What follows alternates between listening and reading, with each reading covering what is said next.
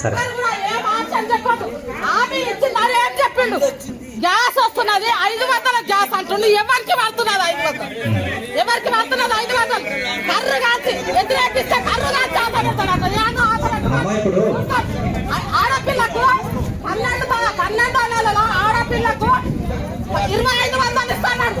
ప్రతి ఆడపిల్లకి 2500 ఇస్తున్నాడు. ఏ ఆడపిల్లకు 2500 ఏమి చెప్పండి? రుణమాఫీ అన్నారు. రుణమాఫీ 2 లక్షలు దాటుంటే రుణమాఫీ చేయలేదు. 2 లక్షల వరకు చేయాలి కదా. ఏది రుణమాఫీ? అది నువ్వేం చెప్పదు పడలా. నేను చెప్తున్నాను. నాకు ఎక్కడ భూమి ఏ లెక్క పంట రాసిస్తామన్నారు. అది కావాలి. ఒకడేమంటారు రుణమాఫీ అయినా తెల్లారి చెప్తాం మీ సంగతి అని మాట్లాడతారు ఒకరు. అంటే మీ రాజకీయం మీదేనా? మాది ఏం మాట్లాడలేక మేము వేయలేము. ఆ ఓటు అన్ని రకాల అర్హత ఉన్నది. నువ్వు మాట్లాడు, కానీ కాకపోతే నువ్వు మాట్లాడిన దానికి సమాధానం చెప్పేటంత పూర్తి అధికారులు ఎవ్వరు లేరు. అది మాట్లాడదామంటే నువ్వు వాడికి స్పీకర్ దగ్గరికన్నా పోయి మాట్లాడదాం, ఏడికన్నా పోయి మాట్లాడదాం, దాని గురించి అడుగుదాం. ఇప్పుడు ఈ మీటింగ్ వచ్చిందా?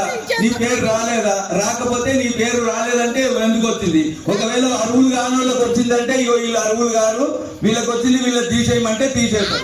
ఇంతవరకు ఈడున్నది. హామీలు ఇచ్చిన దాని గురించి అంటే దాని గురించి ఓనాడు ధర్నా చేద్దాము, పోదాము, లేదా ప్రసాద్ దగ్గరికి పోయి అడుగుదామంటే అడుగుదాము, ఏడ కలెక్టర్ ఆఫీస్ పోదామంటే పోదాము, ఓనాడు పోదాం.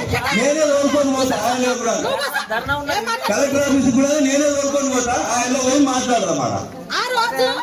దాని గురించి చెప్పేటందుకు అధికారులు మీరు ఎవరు లేరు. ఓన్లీ గ్రామానికి సంబంధించినంత వరకు ఏమన్నా ఉంటే వీళ్ళు చెప్తారు.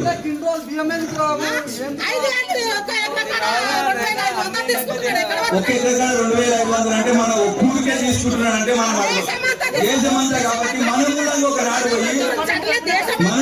పోయి కలెక్టర్ దగ్గర పోయి కలెక్టర్ ను అడుగుదాం. ఎందుకోసం చేస్తున్నారు ఏంటని మనం ఒకనాడు పోయి అడుగుదాం.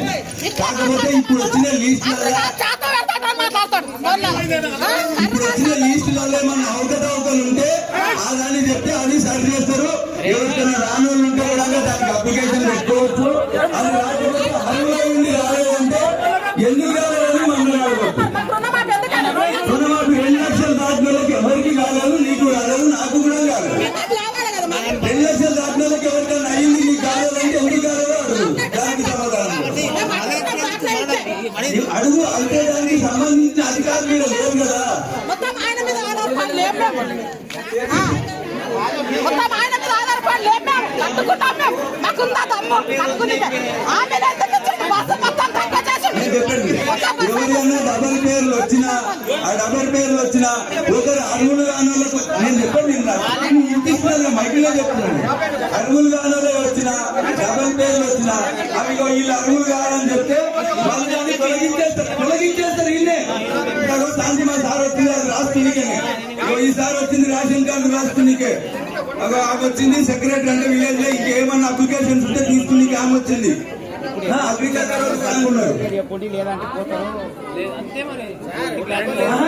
ఎవరైనా తొలగించే ఉంటే ఆ లీస్టు తీసుకొని నువ్వు లీస్టు చదివి ఆ పేరు ఆపు, అది కాదు వాళ్ళ అరువులు కాదు అని చెప్పు.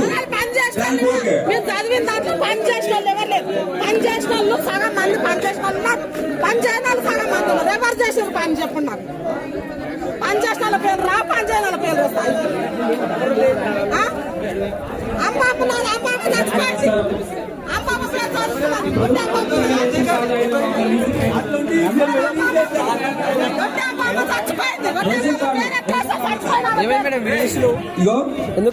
ఎవరి అన్నా అరువులు కానోళ్ళు వచ్చిన వాళ్ళు ఉండని అనుకొని మనం ఉంటాయి.